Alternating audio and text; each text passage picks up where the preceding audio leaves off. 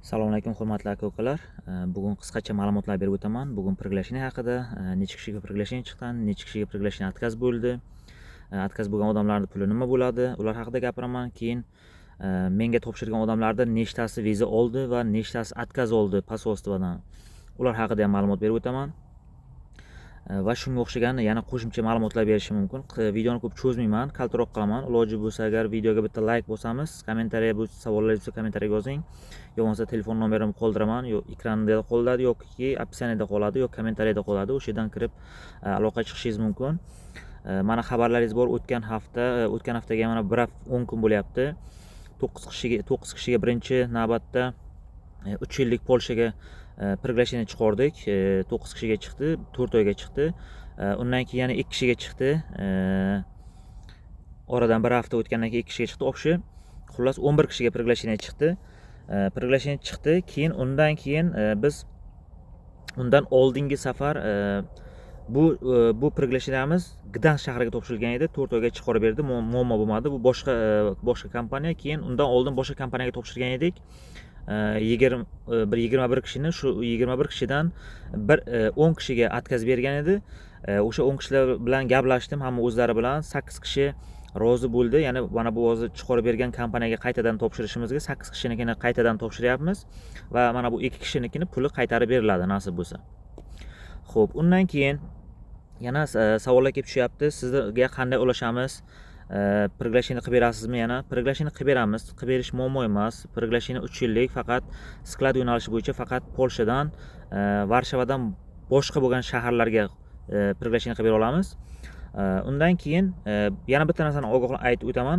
Nomer kerak bo'lsa agar, menga aloqa chiqmoqchi bo'lsangiz, nomerim opsiyaniyada yoki kommentariyada bo'ladi. O'sha yerdan bemalol WhatsAppga yoki Telegramdan голосовой hamma savollaringizni birdan salom alaykum deb, ya'ni 3-4 ta bo'lish shart emas.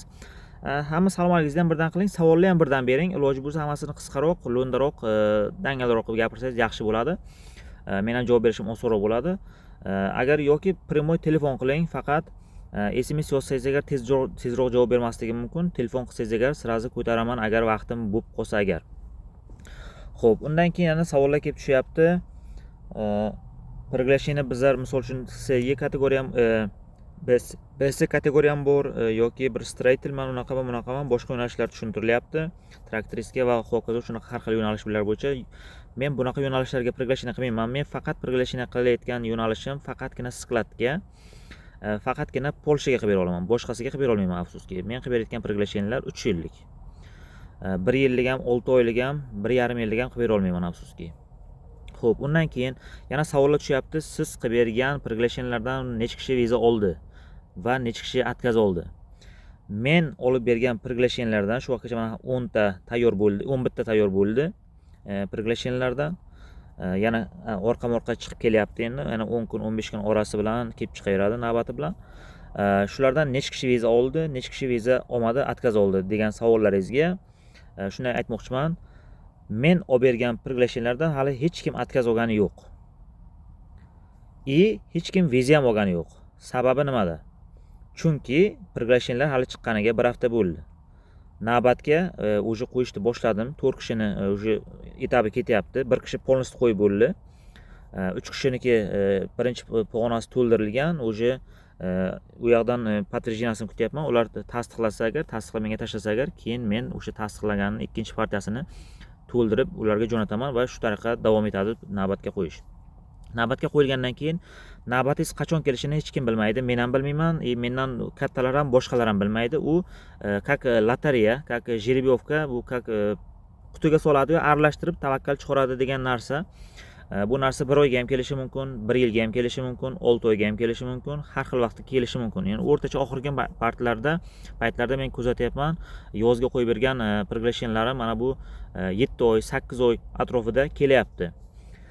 Shulardan kelyapti. Viza olish imkoniyati qanday degan savollaringizga, viza olish imkoniyati o'zgargani yo'q.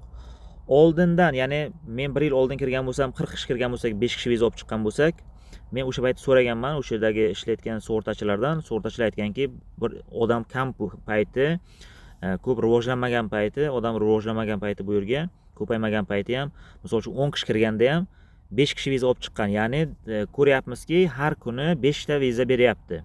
Ya'ni 5 ta odam bo'lsa ham 5 ta viza beryapti, 50 ta odam bo'lsa ham 5 ta viza beryapti. Demakki, 10 ta odamga kirgan, 10 ta odam kirgan paytda ham 5 ta viza bergan, 40 ta odam kirgan paytda ham 5 ta viza bergan. Hozir misol uchun 60-70 ta odam kirayotgan bo'lsa ham 5 ta viza beryapti.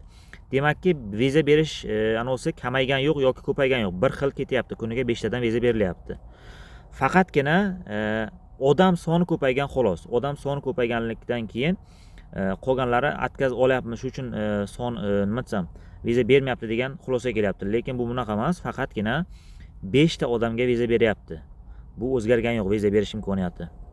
Lekin yana bitta narsa, bu приглашение oldi degani siz 100% Polshaga kelasiz degani emas.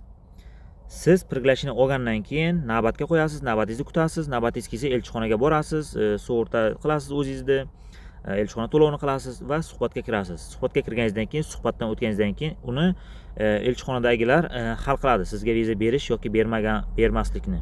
Uni men ham aralasha olmayman, meni bir amakim ham, tog'am ham aralasha olmaydi yoki bir katta odamlar ham aralasha olmaydi u yerga. Shu uchun biror kishi sizga men приглашение qilib beraman, garantiya viza olasan, 100% viza olasan desa agar, bu gaplarga ishonmaysizlar. Bu gap bo'lmagan narsa.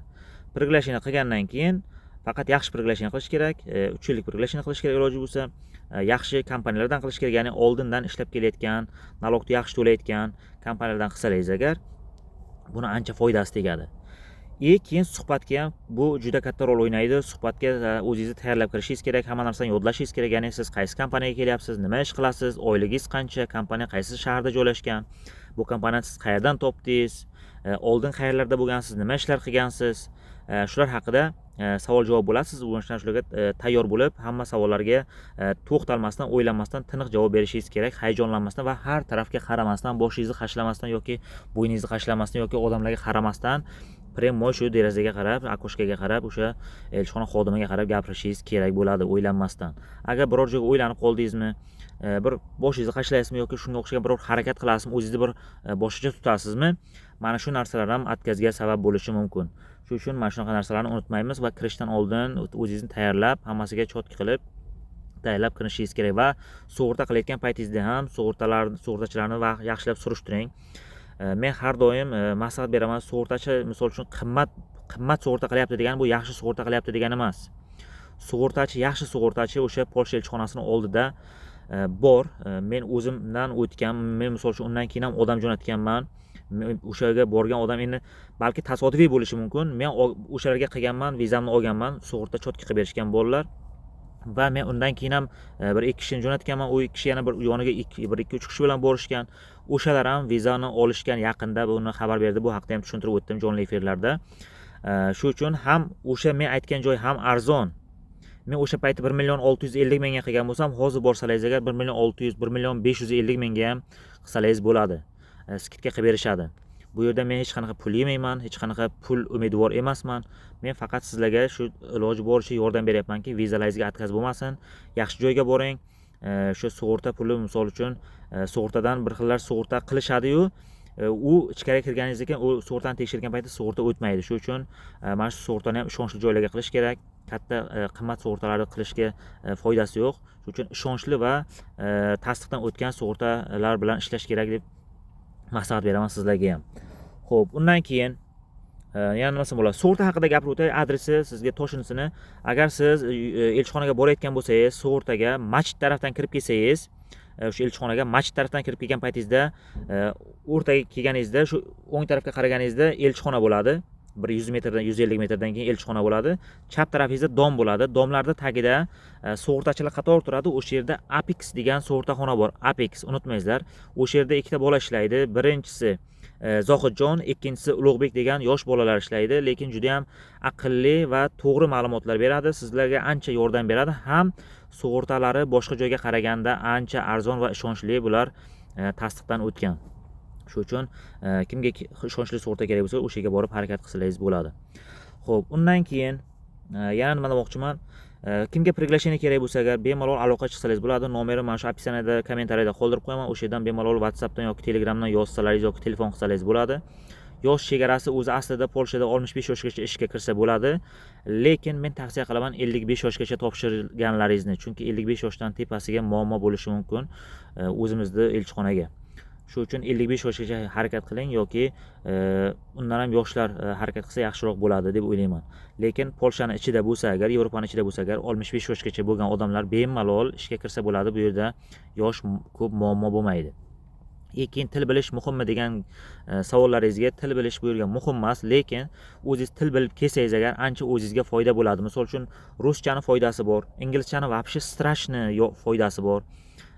Nemischani ham dahshat, polyakchani ham dahshat foydalari bor. Shu uchun til bilsangiz faqat o'zingiz uchun foyda bo'ladi. Elchixonaga buni sizga foydasi bo'ladimi? Albatta foydasi bo'ladi. Til bilmaganingiz zarari bo'ladimi? Zarari bo'lmaydi, chunki elchixonada ikkita okошка bo'ladi. Bittasida qiz ayol kishi o'tiradi, bittasida erkak kishi o'tiradi. Erkak kishi polностью o'zbekcha savol javob qiladi, ayol kishi polностью ruscha savol javob qiladi. Lekin ayol kishi ham o'zbekchani biladi, erkak kishi ham ruschani biladi. Shu uchun til bilmayman ekan deb qo'rqyotmanglar, chunki til bilmaganlar Polshada juda ko'p, juda ham odam ko'p kelyapti.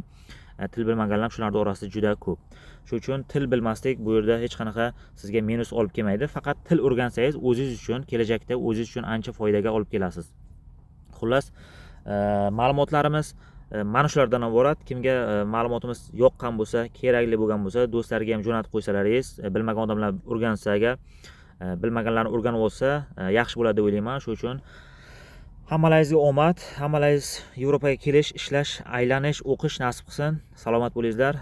Videoga like bosib qo'yamiz, savollar kommentariyaga yozamiz. Nomer kerak bo'lsa, opsiyaniyada va kommentariyada qoldirib qo'yaman. Hammaga rahmat, salomat bo'linglar.